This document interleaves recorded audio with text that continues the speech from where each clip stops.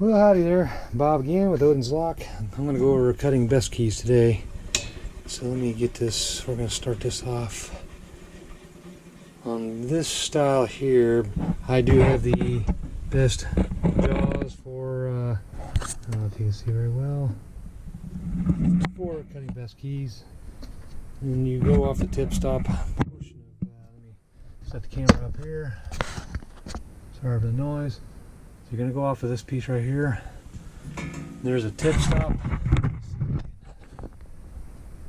You're going to go all the way up to this tip stop right there. It just barely hits right there. Let's see. Alright. And you want to verify that it actually does sit flat. It sits fairly flat. I'm going to see if I can move this around just a hair. It does seem like it's fairly flat. That's the main thing. You want to make sure that you're sitting parallel. And I'm barely at it. That might be, kind of looks like it's off a little bit to me, like it's tipping down. And I don't know this type of jaws if I need a shim. We're just going to play with it. Just see what it does. Let me loosen it up. These are Ilco brand key lengths. I've just had a comment where they said it actually looks straighter now. You do have to make sure it doesn't chatter too much. So what I have here with best, use the jaws. You're not going to do the cut starts, at 6 pin at 250 and 7 pin at 100. You're going to be 412 and 262. That's per the new jaws. They are spaced a little bit differently to start off with. After that, it's 150 thousandths each. And so these are my key blanks. They were $1.38 a piece. You can find them cheaper, of course. I happen to be my supplier, and I didn't want to make much trips, so I just went on ahead and bought them. So that's how that is. So that's the Framon directions tell you that. I put a star right there. That's 7 pin is 262. So that's what we're going to do. So the first part here, you go on ahead and tie it all the way in. Go to 0. Say 50, 50, 100, 150, 200, and then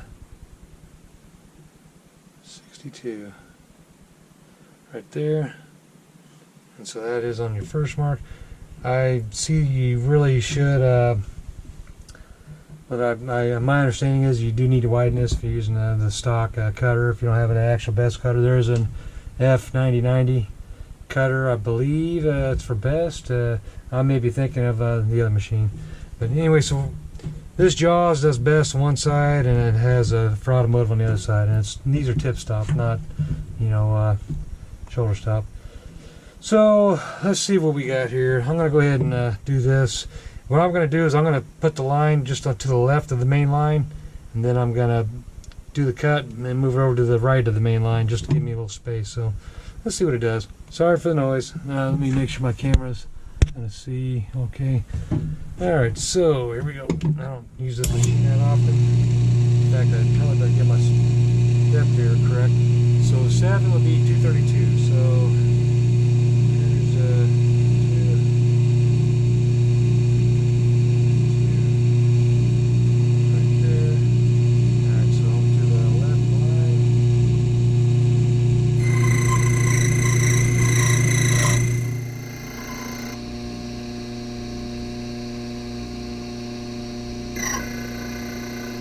right line.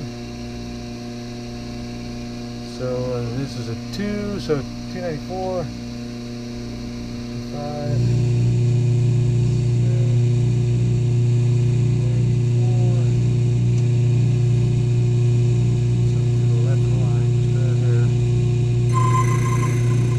Really a max with the SFIC, the max adjacent cut specifications.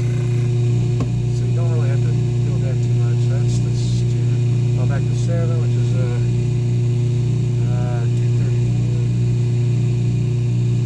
Yeah,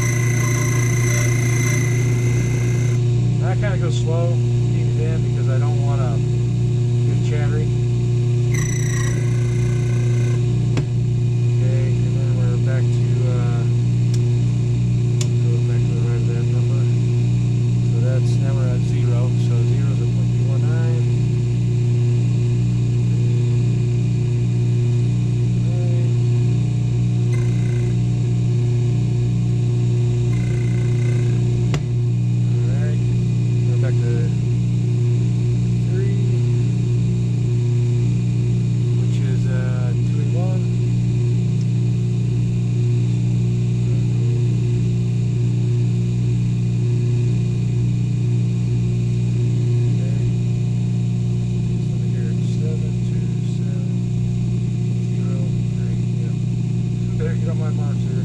Alright, so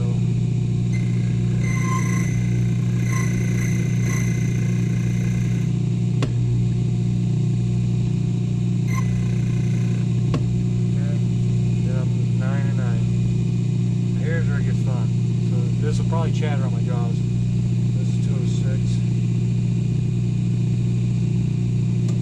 And that's where, you know, you can start to really make some noise.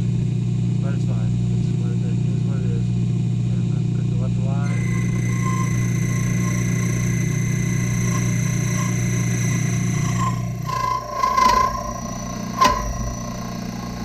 Hate that.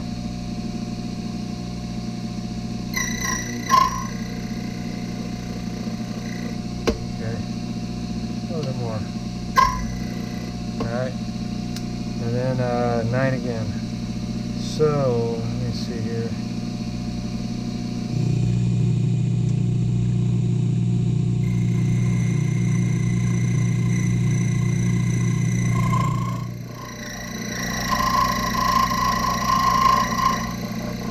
So, I mean, kind of eats in the jaws.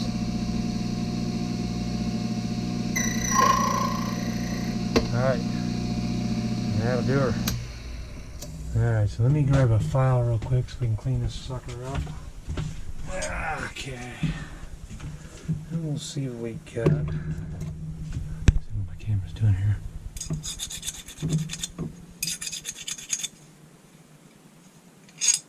Let's get a little of that dross off there. So some keys, some manufacturers make their keys a little bit thicker on the bottom, so it's different setting them up in the jaws, whether they're going to tilt or not, or they're going to move around on you. Alright, so that's that. Looks like I still got a little burr. Let me get a little bit of the hookers off there. Let me see, what do I got to try it out with? Let me set this key right there. Let me figure out where my key core is. Just a second here. There it is. Okay. Alright, so let's see how it does. That's a no-go. And I don't know. Let me see here. It's chips. Yep. I can see I still got some stuff on here.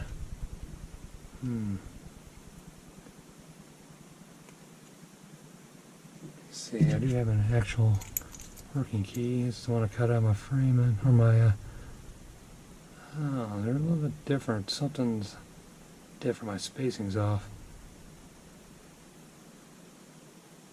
Way off. Okay. Well, I think it's just that last cut. Last 2 cuts, it looks like. Must not have gone the full. So let me see if I can clean that up. That happens too, especially when you're playing with something like this. Not real familiar with it. Okay, so I bet it's right there. So let me see what happens here. So on a space 6, let me see here. And so 150,000. So from right there, let me see. So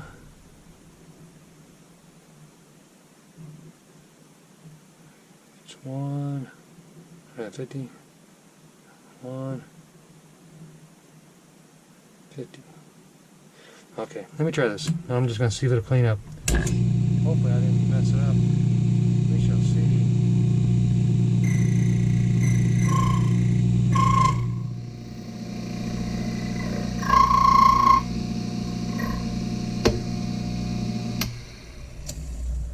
That's what that does.